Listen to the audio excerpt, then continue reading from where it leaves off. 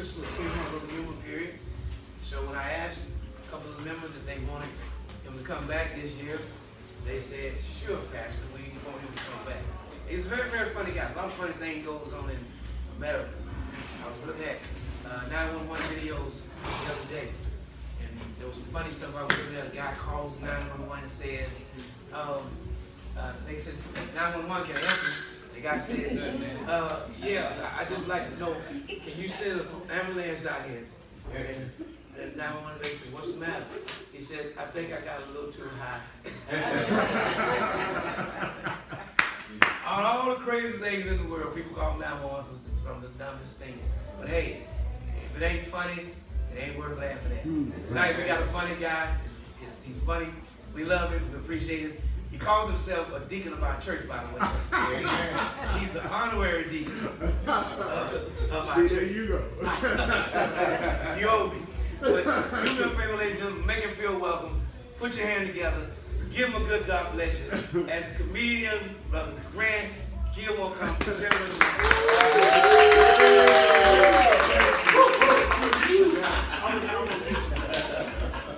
You see how you do? You see how you do? I deal with them on a daily basis, so I know. How you guys doing all right? Yeah, man. I'm going to start off by saying, this ain't even a joke. I just want to say this. But are we happy that the election is over?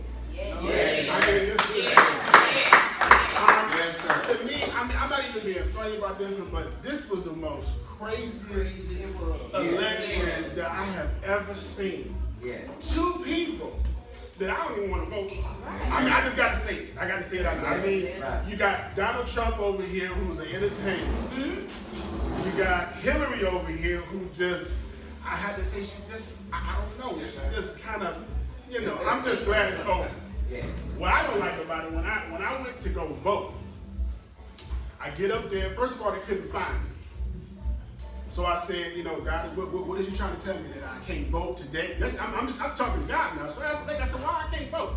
She said, oh, Mr. Gilmore, we can't find you. Now, my wife is ahead of me. She didn't vote. She in the car. She gone. I'm still sitting there. I'm a little offended. And I'm like, well, my wife got a chance to vote. Why I can't vote? Well, you got to fill out the paperwork. I said, okay, I'll fill out the paperwork. I said, so do I get a chance to go to one of the stalls? And she said, no, you got to go to a table. And I said, ma'am, I'm not going to get upset. I just want to know how come he can go to the table. I mean, he can go to the booth. She can go to the booth. Why I can't go to the booth? Are you trying to say something about me? Are you saying I'm too big to go to the booth? Are you trying to say I need to lose weight to go to the booth? I never know how to go to lose weight to go vote. Please tell me something. She said, no, Mr. Gilmore, you get loud. I'm not getting loud. I'm just saying, look at all the people going, how come I can't go to the booth to vote? She took me to one of these, the biggest table they had to vote. I said, so you mean to tell me I can't go over there, but I can go over here to vote? I said, first of all, I don't want to vote for neither one of them anyway. But now you got me going someplace looking all out of place, people looking at me, and I got to, you know how you do the one thing in church? I'm doing this because I got to go to the table. That was the only thing about that problem that I didn't have. I just did not like that. Let me go to the booth. You offended me. So what I did, since I got offended by that, I said, I'm going to lose a little weight. So I'm happy to say I done lost, I ain't going to lie, because I'm in church, 50 pounds. So I'm happy about that. I see this, a lot of couples, who, many married couples, married? No. You? Okay. Dave may have pressure. Say what? Dave may have pressure. All right. I got it. How many years? 46. Woo! This has been going on for you. I just want to say that thank you for saying that, because I'm trying to get there. And I'm working on mine. I've been married 7 years. And I'm learning about marriage. So if y'all thinking about getting married and with somebody, I'm about to give you some advice. When your wife, this is for the fellas, when she asks y'all to do something with her, please do it. Stop saying no so many times. Like my wife, she's losing weight too, so she likes to go to the Planet Fitness. So when she first started going, she said, baby, you want to go with me? I said, no, baby, I'm gonna watch the football game, I'm good. She said, okay. Looked like she got a little offended every time I said it. But then as the time went past, she stopped asking. But then when she come home from Planet Fitness, she all happy and it's all, and it started to bother me because what I'm thinking is, there's something at Planet Fitness that she sees that ain't at home. So one day she asked me, she said, baby, I said, baby, I'm already dressed, I got this little ass on. I need to go see what's at Planet Fitness that you don't see at home. You know what's at Planet Fitness that ain't at home? Muscles. And a lot of you, I ain't got no muscles. I'm losing the weight, but I got no muscles. So we on the treadmill, doing the treadmill, I'm looking at her, I'm waving, you know. She looked over, this dude over here, and I said, that's what she said. That's the problem right there. Here's the problem. Here's the problem. So you know what I did? I looked up, I said, baby, I'm gonna go work out over there. You're gonna be right here for a minute. So her visual, I went right over there with him, and I lifted with him too. He making the same noises, and I'm just, and I'm looking at him. Waving like this, waving. I said, you know, I started, wherever he went, I went with him. He started asking, why you following me?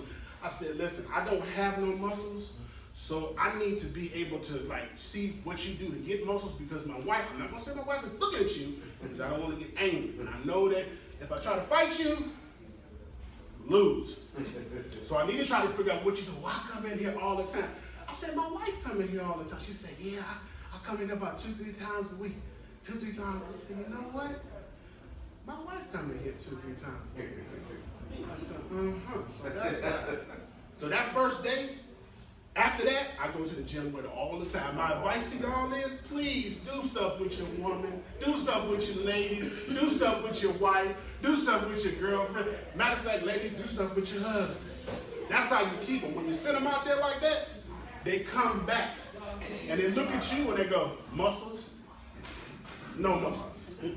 Muscles? No muscles. And they constantly compare. When they fix that dinner for you, you know, the macaroni cheese and pork chops, all that stuff you're supposed to eat, muscles? No muscles. Got to do that. Got to do that. And I'm so glad that me and her work out together. She's, I just say this, she's got that, what's the surgery? So now she's dropping weight like this.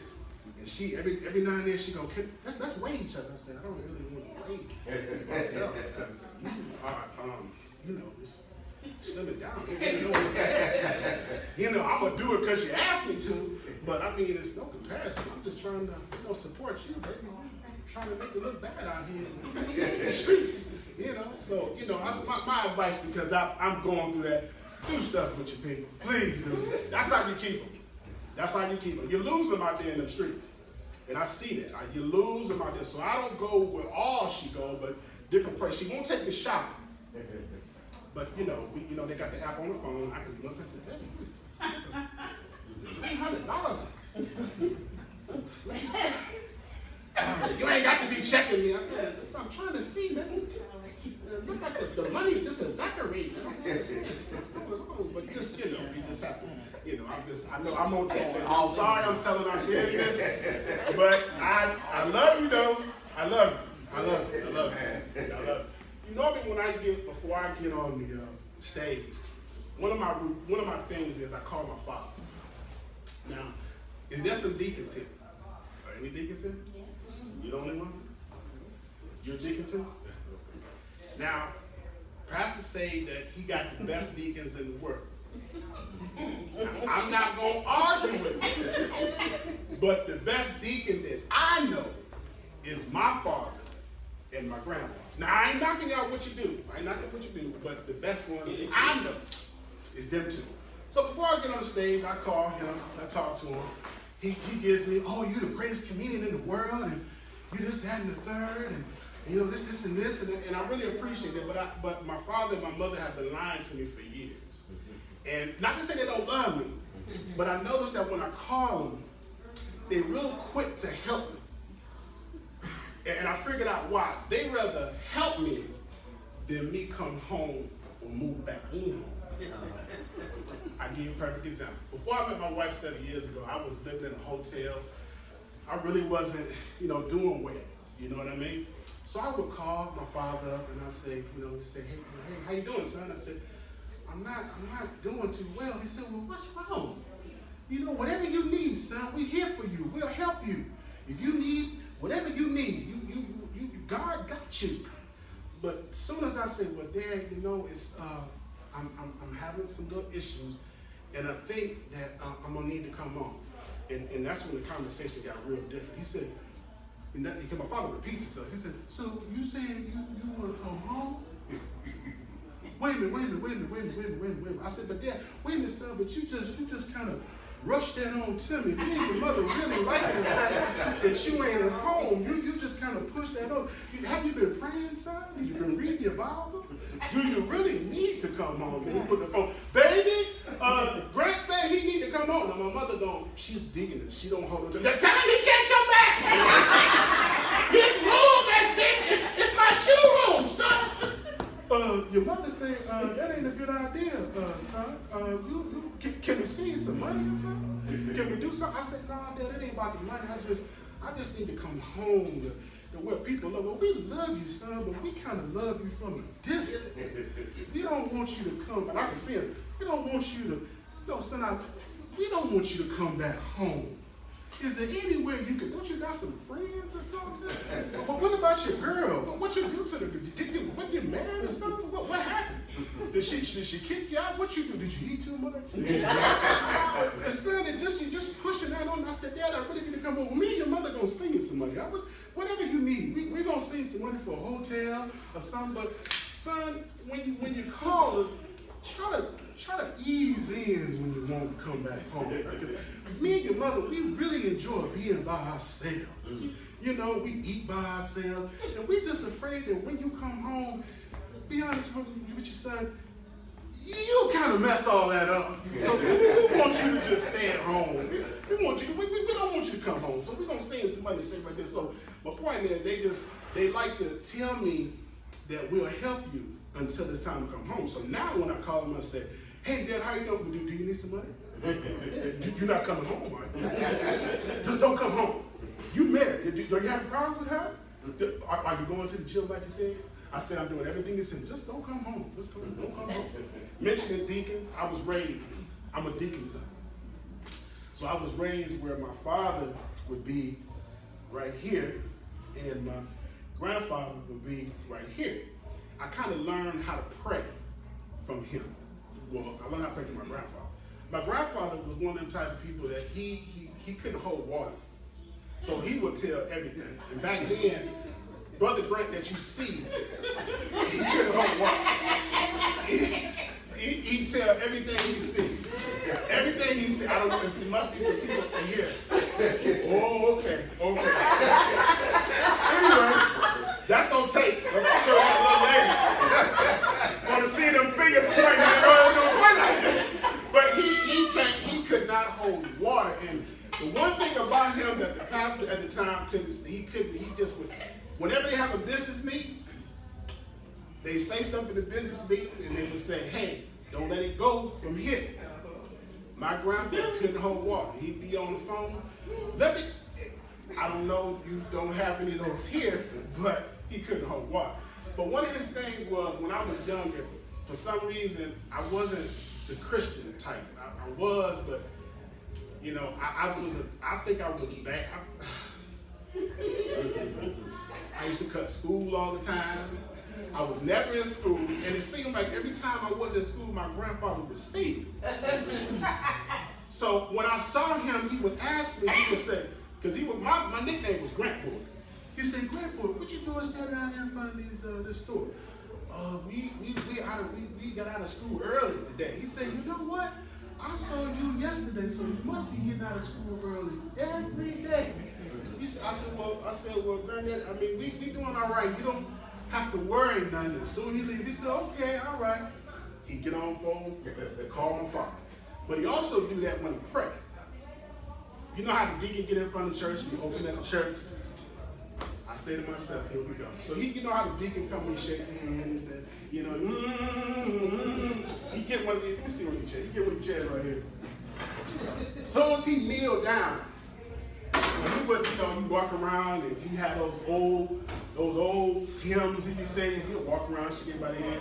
He'd get on his knee like this. As soon as he get here, he said, He started talking about stuff that he ain't supposed to talk about. He's supposed to be talking about, the prayer, the church, and this and this. This is my grandfather praying. And he always would go, I used to love it, he would go, oh Lord, and whatever he say, that's where he would go. I mean, that was what his ending was. So he started praying and saying, it'd be good when he started. When he get into it, he telling everybody business. Listen. Oh, Heavenly Father, I just thank you for everything that you done for me, Jesus. I thank you for my wife, Lord Jesus. Oh, Lord. Oh, Lord. Thank you, Heavenly Father, for my wife cooking them greens. You know she wasn't supposed to cook them greens. She them greens, but she did it anyway from me. Oh, Lord. Oh, Lord. Thank you for my grandson, Heavenly Father. I saw him standing in front of me. He told me he was going to school, but he wasn't going to school.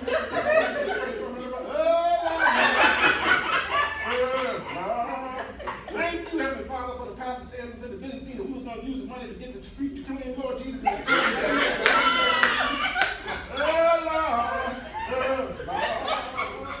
Thank you, Heavenly Father, for my 3 sons. For my one son that keeps staying with you, Lord Jesus. I want him to find him a place to get out of my place.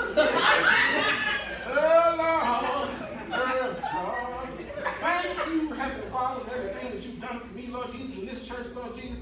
Lord. Thank you, Heavenly Father, for us getting the money to pay the pastor, Lord Jesus. We know we couldn't pay all the money, Lord Jesus. He asked for more money, but we couldn't give him no more money, Lord Jesus, but he still asked for something. Lord Jesus. Lord. Thank you for everything that you've done for me, Lord Jesus. Thank you, Lord Jesus, for everything that you have said to me, Lord Jesus. Lord Jesus, I just want to say thank you for everything you've done in this church, Lord Jesus, even though I do everything I'm supposed to do and the things I'm not supposed to do, Lord Jesus. They say somebody come down to help me on Saturday to clean the church, Lord Jesus. They don't come down, Lord Jesus, so I can do myself, Lord Jesus.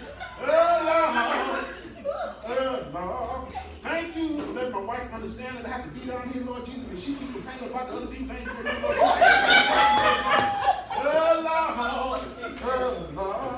Lord Jesus, I know I ain't supposed to say all this stuff, Lord Jesus, but I have to say it, Lord Jesus, because I can't hold water, Lord Jesus. I have to tell everybody that I need to, Lord Jesus.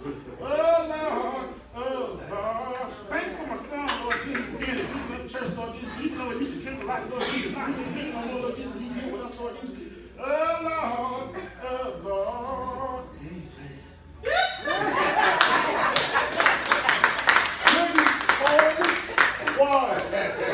When he finished doing what he was doing, I'm just looking at him and I'm going, Grandpa, I thought we had to understand. And then my father, but he would look at me and go. My mother just be like, that's okay. I'm glad that the deacon said what he did because I'm so tired of Grant. Woo, he getting on my nerves. My mother, that's what she would say. They just one of them old school churches. Matter of fact, I went back to that church about a couple months ago. They had 16 people. Now they got 18. But the church is paid for now. The church is paid for. It used to be an old Cleaners. So my wife, she don't like churches like that. She do, but them old school churches. So when we come to the church, he preaching, he's like, Father God and Jesus. Oh, there go Brother Grant coming into the door. Lord Jesus, we about to do change up. And there go his wife, Lord Jesus. And she just like, Grant, I'm going back out. It's one of them churches where they just stop what they're doing and just, it's all on you. It's all on you. Them same, my drunk uncle, he's still there. My other uncle, I don't know what's wrong with him, but he can't sit in the same place. I don't know if y'all have a person like that in your church that'll sit right there. Pastor be speaking, he'll move over there. Pastor be speaking, he move over there. And this is my uncle. Then he'll come up to me and be joking with me, like, hey, Grant, how you doing? I said, you see the pastor preaching? He be talking while he preaching. I don't care nothing about that. I've been knowing him for years. I pay him money. He got to do what I say. I said, you're not the pastor. You can't do that. You can't. And my mother she just be fanning. She be fanning, looking. I said, boy, things ain't changed. Things ain't changed. Father, my grandfather passed about 10 years ago. And that's why I told my father when I was on the phone, I said, I'm going to talk about y'all. And he said, you gonna talk about your grandfather can't hold water? I said, sure is. So don't be mad at me, because I'm gonna say what I'm gonna say now. I'm gonna say what I'm gonna say. So, I really appreciate y'all. I'm gonna take a little break. I know you're lying, but I'm gonna come on back. Can I do that? I think they're ready to eat. That's why I said it, because I see faces. I see faces. When I see faces like that, I'm like, all right. But you're welcome. You're welcome to join us in the dining area and share if you like. Okay, I will. All right, y'all enjoy. Great. So this year we decided to do something a little bit different.